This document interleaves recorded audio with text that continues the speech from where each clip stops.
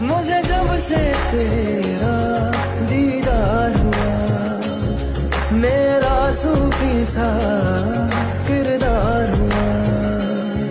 मैंने हर्फ लिखा तुझे और फूल सा हो गया। तू फूल है तेरी संगत में, मैं खुशबू सा हो गया। तेरे इश्क का जो हकदार हुआ, मेरा सूफी सा किरदार